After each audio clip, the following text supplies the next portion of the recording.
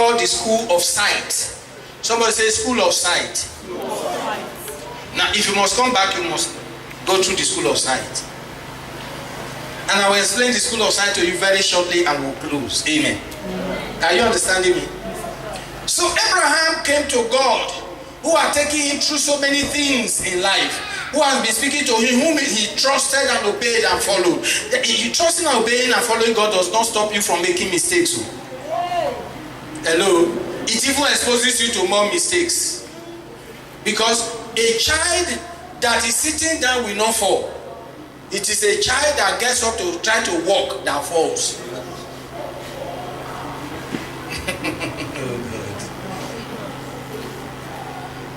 Holy Ghost, help us to understand this. Because these are kingdom principles that we need to understand. Amen. Now, guess what? When Abraham got to a certain place, he was looking still in the physical. I am getting old. Man, my hair is gray now. Man, nothing good will come out of this. What's happening? What's going on, God? And then he called God to a meeting. Say, Father, does it mean it is this Eliezer, this servant, that will inherit all these things? Don't you see that I remain childless? Nothing is happening. Hallelujah. Did you read that in your Bible? And God said, well, I have to take you through the school of sight. So he said, come out. And Abraham followed him. Some of you are going to be coming out now. Some of you are going to be coming out now. He said, you come out. I'm talking of the place of revelation.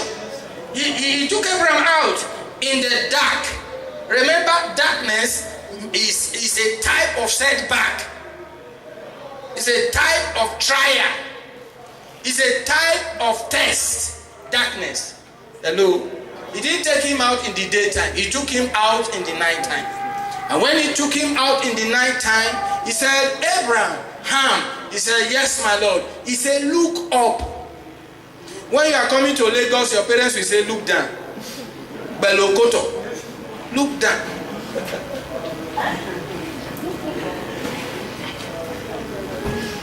But God said to Abraham not to look down. He said, look up. First he said, look up. And he said, what do you see? Do you see the stars? Abraham said, yes. Abraham did not understand the signals and the purpose of God. Everything God was saying was a noise to him. All these years, it was a noise. If it was a signal, he would not have slept with the house help. So that night when he came out, he said, look up, and he looked up. And he saw stars. Hey, and God said, do you see these stars? He said, yes. He said, number them. It was only then Abraham discovered he has to get out of his own inabilities and trust himself to the abilities of God. Am I talking to somebody? You've got to get out of your inabilities. I cannot. It's not possible.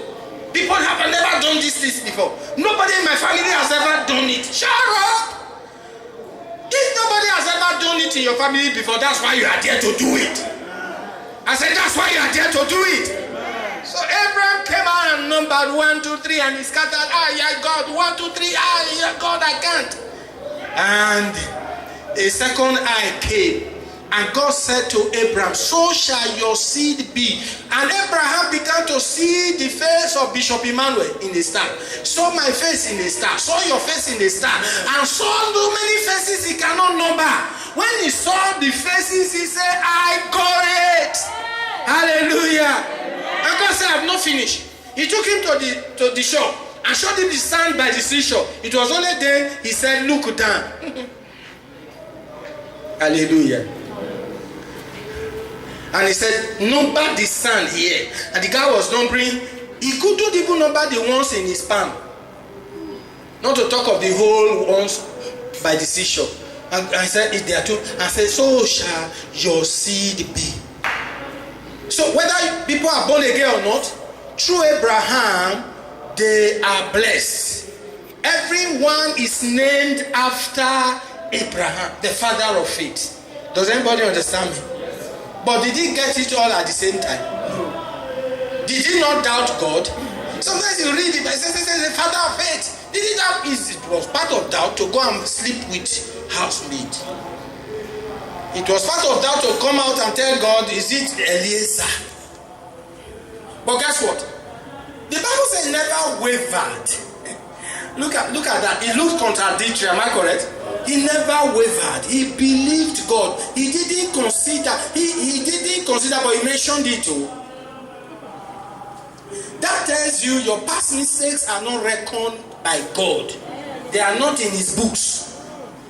When you bring me before God, I begin to say, Bishop Davis, he failed here. He failed. God said, I don't know who you are talking about.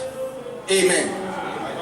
I don't have his record here of what you are talking about.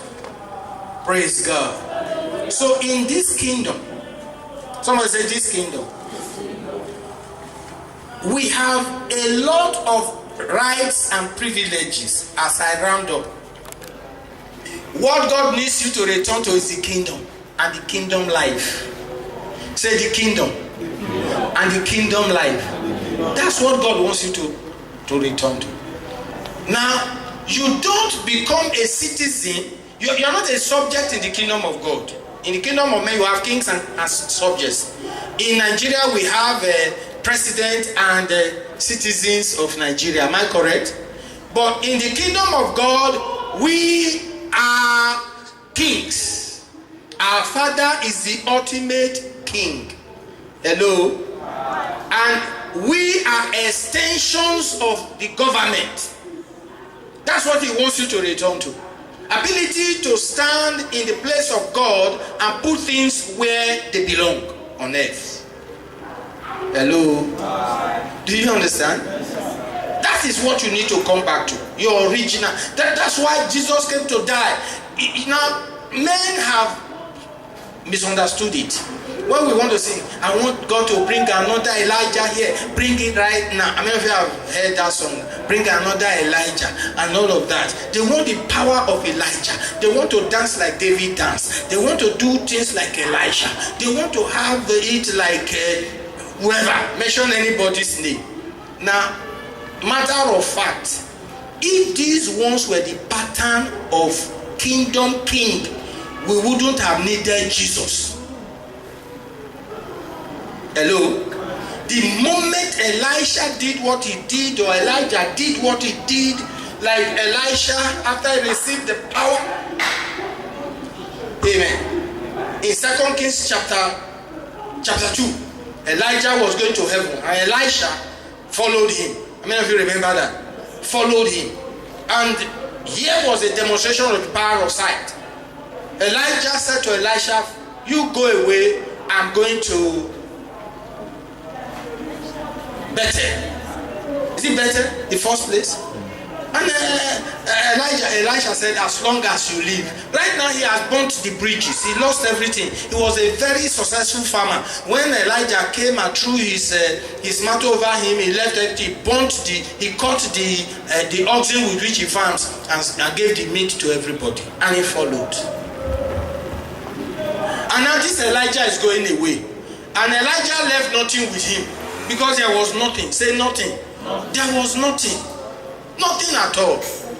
No house, no car, no ass, no court, not even the oxen that he gave up to follow Elijah. And Elijah said, you go back now. And he said, to where? As long as the Lord lives. This is the attitude of the kingdom. As long as the Lord lives, as long as you live, I will not leave you. And the sons of the prophets who couldn't condone Elijah's behavior and also knew that Elijah was going away, that all was over, they stood afar off and said, don't you know they are taking your master off your head today? He said, I know, you hold your peace. And then Elijah said, I'm going over to Jordan. And he followed him. No, to Jericho. He followed him. The same thing played out in Jericho. It's not the same sons of prophet in Bethel that were in Jericho. They were another set. Until they got to Jordan, before they crossed. Another set of the sons of prophets. They tried to discourage him. Everywhere you go, you must hear messages that try to take away the power of the kingdom of God. You say all that is preaching is only the word of God. You have to do it. Oh, Jesus' death only saved you. There are some things you have to do. If you don't add this thing to it, it will not work. Oh, now lie. If Jesus' death didn't pay it all, he died in vain.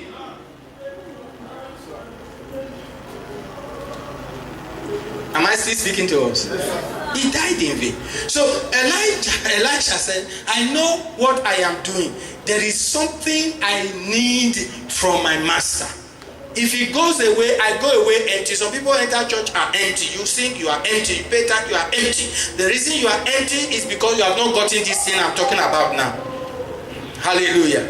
And you complain. One guy said, I've been serving God for many years. He was talking on television. I've been serving God. I pay my tithe and all that. I'm looking for a husband that has not come. And I don't know. I'm confused now. I say, hey, you missed it. You are in the wrong address. Not as a church. You are not in the kingdom. You can be in a church denomination, but you are not in the kingdom. Praise God. Is somebody following me? So Elisha finally crossed over with Elijah, the river Jordan. When they got to the other side, Elijah said to Elisha, ask what you will now, and I'll do it for you before I be taken away. Hear what Elisha asked. He said that a double portion of your power. Say power. The kingdom of God is not meat and drink. There's a power in the kingdom of God. Are you listening to me? The power that kept me away from sickness, from the hospital for this number of years in spite of what I went through, that took away stroke, high blood pressure. It's not an ordinary power. It's not the power of codeine and aspirin. Those who are close to me know that the things that me I went through, some of them they don't even know. It's enough for somebody to sleep and not wake up the next day if it's in the flesh. There's a power. Say power. Somebody say power. Elisha knew the relevance of Elijah was because of that power, not because of ox or oxen or clothes or houses. So he needed that power. And that power is going to come up on someone this morning. It is not sent down your power. We pray to you, God. That is not what I'm talking about. The power is already here. Holy Ghost power is already here. Since he came on the day of Pentecost, he has not returned. He's here. He's on earth. So you don't need to come. Send down your power. We pray to you, Lord, revival. No. We've got to have an encounter. Praise God. So Elisha said, is that the encounter I need? That will give me what? A double portion of your power. Actually, the double portion, when you have double of something, is 100% now. Hello? If you have 10, another 10 is added, what have you got him? It's double, but it's 100%. Amen. It's 100%. And that was what laid the foundation for the answer that Jesus gave to Peter. That if you left everything and followed me, you will have 100-fold here in this life. Praise God. So you are guaranteed 100-fold. Not running around carrying oil, carrying water. Thank God for oil. Praise God. Amen. But beyond this is an establishment in the kingdom that guarantees you what? Stability of 100% return from God. You don't need to pray about it. You just need to know about it and receive it. Hello? So Elisha said, that's what I need. And Elijah said, you ask a hard thing. Hear this. If you catch this revelation this afternoon, you will go very, very far. What did he say? Ask? You ask a hard thing.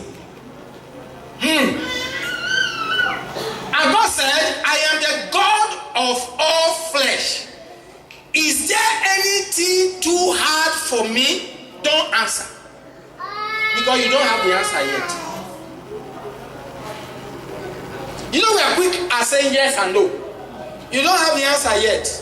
The answer can be yes, it can be no. Depending on the one I present to you and you didn't do for me. If I present it and you didn't do it, then it's too hard for you, God.